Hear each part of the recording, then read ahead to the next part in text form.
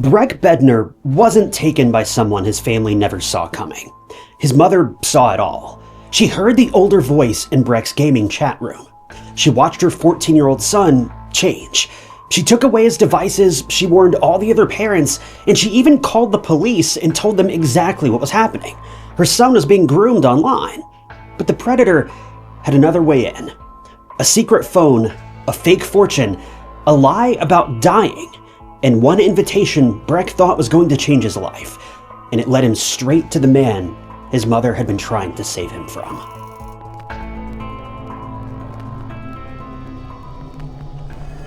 Breck Bednar was born in Michigan in the United States, but when he was still very young, the Bednar family moved to the UK and settled in Surrey. The reason for this big move was because of his dad, Barry, and his job.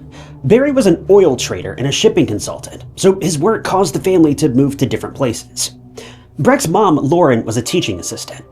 Breck was the oldest of 4 siblings, and his siblings were actually triplets.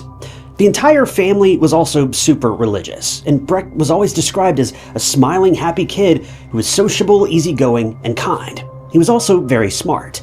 He attended St. Bede's School in Red Hill, Surrey, and he was a member of the 135th Squadron Air Training Corps in Red Hill. He got good grades in school, and from a very young age, his passion was anything computer and tech related. So overall, Breck was a well-rounded, great kid. He didn't misbehave. He had a good relationship with his family, even though his parents had divorced when he was young, and he had a bright future ahead of him. But as he got older and developed more interests, he also came across someone who had become extremely significant in today's case. And that person did not enter his life in some dark alley or some obviously dangerous place. He came through a screen.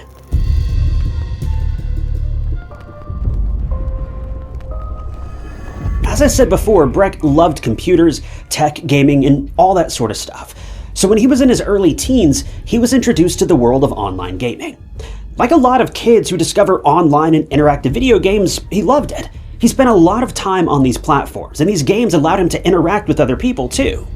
Now, they weren't all strangers. In fact, most of the boys that he was playing with, he knew from church. So from the outside, this didn't look especially dangerous. It wasn't like he was secretly talking to random adults in hidden chat rooms. At least, not at first. He spent a good amount of time on these gaming and online chat platforms, but it wasn't like he was glued to the screen all day. He still had a life. He was doing well in school, and his mom, Lauren, knew what he was doing most of the time. She even knew that he talked to these boys online, and there wasn't really any secretive element to it. But then, someone new entered the chat. Now, to give you some perspective, Breck and most of his friends in the gaming chat room were about 14 years old, but there was another gamer in the group who was older than the rest of them. His name was Lewis Danes, and he was 18 at the time. To everyone in the group, including Breck, Lewis seemed like that cool older brother figure. He was a self-proclaimed millionaire. He told the boys stories about his successes and helped them get access to better games. And by better, I mean mature-rated games, those meant for people 18 and older. And he seemed to know everything there was to know about the gaming world. And if you remember, Breck loved anything that had to do with gaming, tech, and computers. So naturally, he quickly took a liking to Lewis. They had a common ground to bond over, and it was only a matter of time before the two got on like a house on fire. To these boys, Lewis, he seemed like a superstar. According to what Lewis told them, he was from Essex, and he traveled to all different countries, he owned multiple companies at the ripe age of 18, and he worked for secret services, and had millions and millions of dollars. Basically, Lewis claimed to be living the dream, and to a group of 14-year-old boys, that kind of story is fascinating. I mean, wouldn't it be? Especially if you're young, you're impressionable, and talking to someone who acts like he has the keys to bigger, cooler, more exciting things. But not everyone believed Lewis. And if you're already feeling suspicious, well, get in line, because Breck's mom, Lauren, she felt the same way. But her fears and her warnings fell on deaf ears. Breck was smitten by this guy, and he had no idea just how dangerous the internet can really be.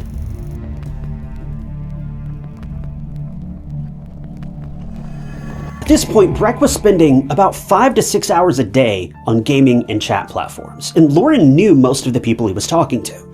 She allowed Breck to game under certain conditions. For example, he couldn't close his bedroom door, and she needed to know who he was talking to. And Breck kept that promise for the most part. And truth be told, the world is changing. While it might sound insane for someone to sit in their room staring at a TV for 5 or 6 hours a day, Breck was at least hanging out with other kids his age. He was still forming relationships, bonding, the same stuff you and I used to do as kids. He was just doing it inside. The relationships that these kids build, they're often just as strong, they're just different. And while Lauren would occasionally come into Breck's room, check on him, and even say hi to the boys whose voices she recognized from church or school. But during one of these checkups, she heard a voice that she didn't recognize. It was deeper and more serious, older. It didn't sound like any of the boys from church, and it didn't sound like a 14-year-old. And that voice belonged to Louis Danes. Right away, Lauren asked Breck who this person was. From what she could tell, Louis appeared to be a young, attractive guy, but Breck shrugged it off and said he was just one of their friends, everything was fine. Well, at first Lauren had her suspicions, but she didn't immediately panic. Breck wasn't showing any major changes yet. He wasn't lashing out, he wasn't abandoning his routine, so she decided to just watch things for a bit and see what happened. But very soon, things did start to change.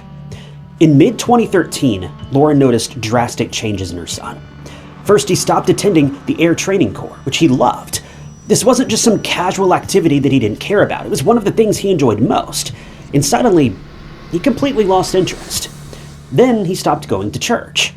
Now, I'm not saying that this kid was in church 24/7, but he did go all the time. And his friendship with Louis started to deepen. He started pulling away from the things he used to care about, and this was a major red flag for Lauren. And on top of that, she noticed a drastic change in his behavior and his demeanor as well. Instead of being the polite, well-behaved boy that she knew and she raised, he started to rebel. He wouldn't listen to his mom anymore. He would stay cooped up in his room playing video games, and now his bedroom door was closed. And that was the deal breaker for Lauren. Whenever Lauren went into Breck's room, he wasn't warm or welcoming anymore. His room was messy, his attitude was different, and he was turning into someone she barely recognized. Now, Lauren was really suspicious. She felt like this behavior change had to be connected to Breck's mysterious older friend. And keep in mind, she knew almost nothing about Louis. She didn't know exactly how old he was, what he looked like, or where he lived. She knew Breck's other gaming friends because they were boys from church. She knew the ins and outs of that specific group, but Louis was different. Something about this mysterious older boy rubbed Lauren the wrong way, and no matter how much she tried to ask Breck about him, she just got very little information. But Lauren wasn't the only one who became suspicious. The rest of Breck's friends started to grow suspicious of Louis too. There were times when the boys asked Louis for pictures for his social media or to just turn on his camera during a video chat. But guess who always had an excuse? Louis. He always had a reason why he couldn't send photos, why he couldn't turn his camera on, and why he didn't have social media. He would use the Secret Service excuse, the broken webcam excuse, whatever excuse worked in that moment. And eventually, Breck's friends stopped believing him. They started distancing themselves from Louis because, luckily for them, they saw through this weird facade. I mean, what teenager has no social media, no pictures, and no ability to ever turn on a camera, especially one that's supposed to be a millionaire? But Breck didn't see it. Tragically, he was already in too deep. By then, he saw Louis as a best friend, as a buddy, as a mentor, someone older and cooler who seemed to choose him above everyone else. And that was another thing the boys noticed. Louis seemed particularly interested on Breck. He started picking Breck for different activities and leaving the rest of the boys out. The others thought this was weird, and none of them had ever met Louis in real life before. And Breck and the boys, well, they obviously knew each other outside the chat room. They'd physically met in person several times, but Louis, it was like he didn't exist outside the internet. And that was bizarre. Well, eventually, Lauren had one conversation with Louis. Her son was present in the room when it happened, and that short conversation told Lauren everything she needed to know. Louis was manipulative. He was coaching Lauren on how to raise her own son. He was essentially telling her to get off of his back. This was another red flag, and at that point, Lauren knew enough was enough. She didn't care that Louis and Breck were buddies. She didn't care that Breck saw Louis as a mentor or older brother figure because she knew that wasn't what this was. This was entering a very dark territory, so to protect Breck from this mysterious online friend, Lauren decided to take away all of his technology. He was obviously not happy about this, but a mom has to do what a mom has to do. When your child's life and future is in danger, there's no room for, "but mom," or "that's unfair." There's only time for, "get my son out of this situation right now at all costs." Lauren was an amazing mother through and through, and eventually she called the authorities just to be safe. She clearly told the police on the phone that she felt her 14-year-old son was being groomed by an older man online, and she even gave the police the name of him, Louis Daines. But the police failed to investigate early on. They never even checked on who Louis was. They didn't think it was serious, but it very much was.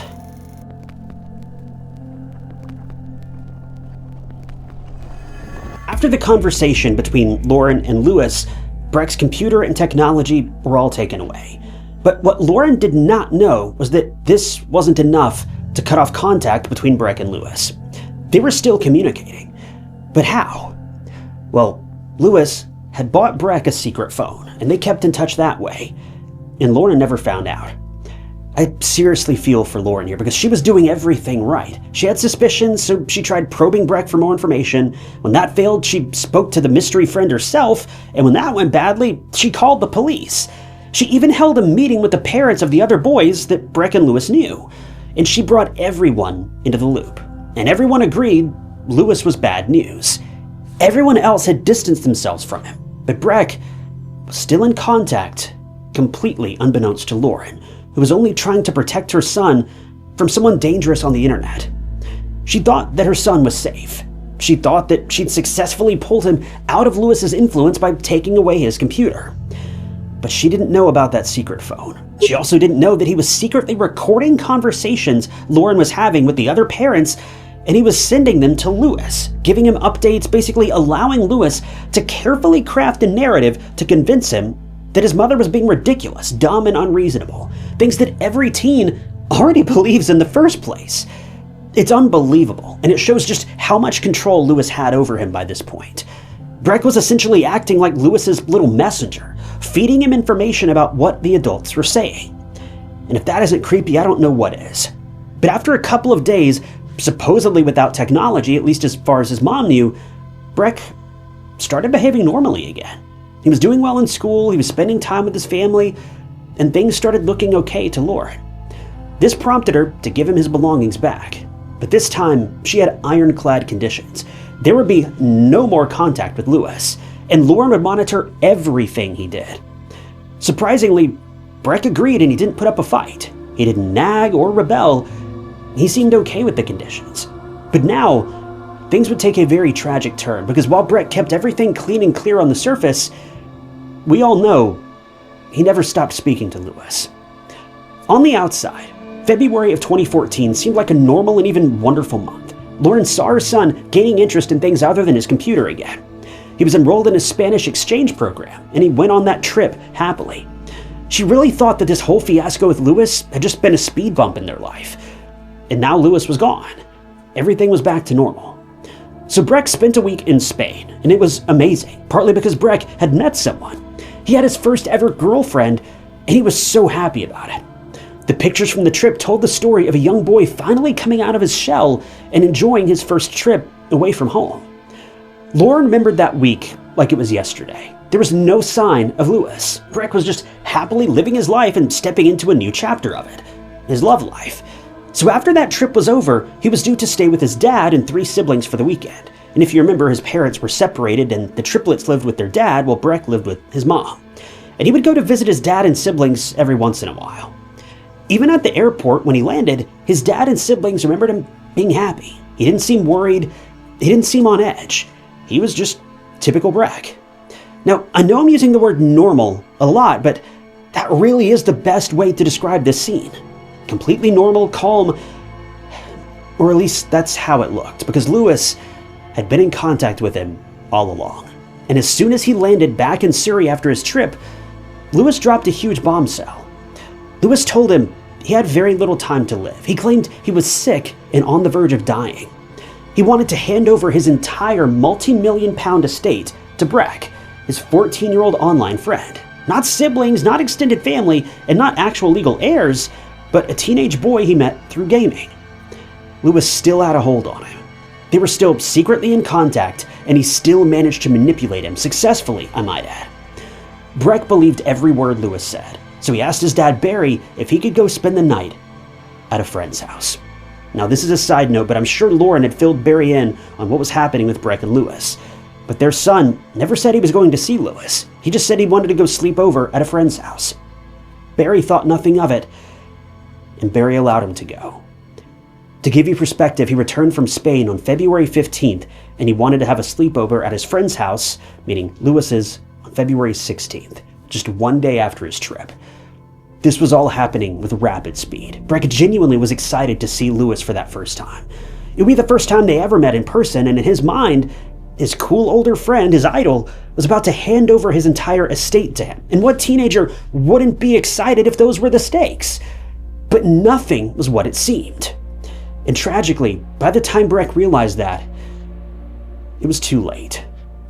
A day later, on February 17th of 2014, police received a calm but chilling phone call from a young man. He told the operator he'd gotten into an altercation with his friend, and he was the only one that survived. And if you haven't put the pieces together by now, that caller was Lewis Danes, and his friend was Breck, the same boy he had begged to come meet him, the same boy he promised a fortune to, the same boy who believed he was walking into a life-changing opportunity with a friend. But instead, Breck had walked into a trap. One of the most chilling parts about that 911 call was Lewis's demeanor. He was calm, unemotional, collected. He sounded almost like he was explaining a computer program step by step. And even more bizarre, while describing what happened, Lewis specifically demanded the operator not interrupt him. This man was confessing to murder and somehow had the mental clarity to calmly but directly ask the operator to not interrupt him. His supposed best friend had just lost his life by his hand. Police were sent to the scene of the crime immediately. And as I mentioned a moment ago, this all happened incredibly quickly. There was no build-up. There was nothing out of the ordinary. As far as Breck's father knew, he went over to a friend's house for the evening. But now, just hours later, his son lost his life. As the officers made their way to the apartment where the crime unfolded, they quickly found Breck. As described in the phone call, he was unresponsive, and heartbreakingly, he could not be revived. And there were signs of an obvious struggle. There were trash bags filled with clothes inside the apartment. There were hard drives submerged in water, and there was evidence of a cleanup. And then, the police found the murder weapon.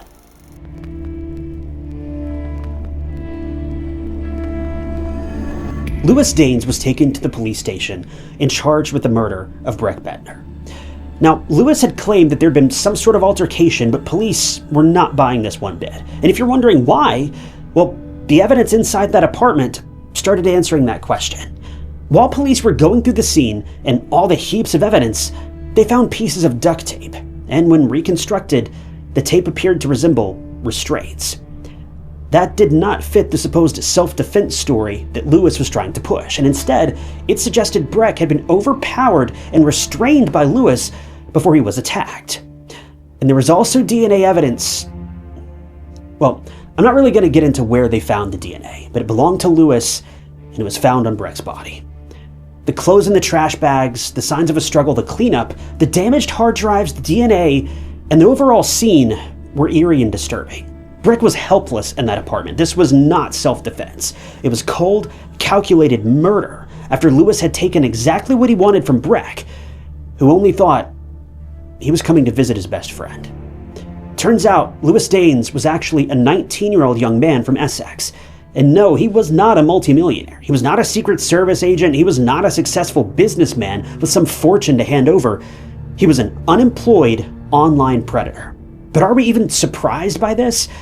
Lewis was described by the people that knew him as reclusive and odd. His parents had separated and he'd spent some time in the foster care system before going to live with his grandparents at their apartment. We don't know exactly when Lewis started targeting boys online, but what we do know is that Breck was not the first. Lewis had another potential target before Breck, a 13-year-old boy from the United States who was also starstruck by Lewis and his so-called achievements. Lewis managed to manipulate this boy too, even trying to force him to come meet him in the UK. Fortunately, that boy's parents refused. They were not about to let their son travel overseas to meet a stranger he'd never even met before in person, obviously. What parent would? So when that plan failed, Lewis found Breck. And he picked up right where he left off. But this time, things ended in the worst possible way. The news of Breck's death reached his parents, siblings, and friends. And they were... I don't even know. It can't be described. Lauren, for one, couldn't be consoled. She tried so hard to protect her son from the dangers of the world. She saw the warning signs, she confronted them, she warned others, and she even called the police. And still, Lewis found a way in. It was tragic beyond comprehension. And in the end, Lewis Danes pleaded guilty to the charges against him, even though he initially seemed to be prepared to go with a not guilty plea and stick to his watered-down self-defense story. But by now, it seems obvious that Lewis needed to have the upper hand in every situation. Everyone was shocked because not long before this, Lewis had been clinging to that self-defense story. But now, suddenly, he just pleaded guilty. And it felt like one final manipulation tactic, one last way to control the narrative before the sentencing, so that the truth never fully had to come out. Even though we don't know the full extent of what happened to Breck that day, it's believed that Lewis lured him there under the false pretenses. The two spent a few hours in Lewis's apartment, then something escalated. It's unclear exactly what happened or how it unfolded, but Lewis overpowered Breck, and a struggle ensued. What he did to this young man before taking his life, it added an even darker layer and more disturbing layer to this case. And it ended with the bright young boy's family being fractured forever. But next came his sentencing.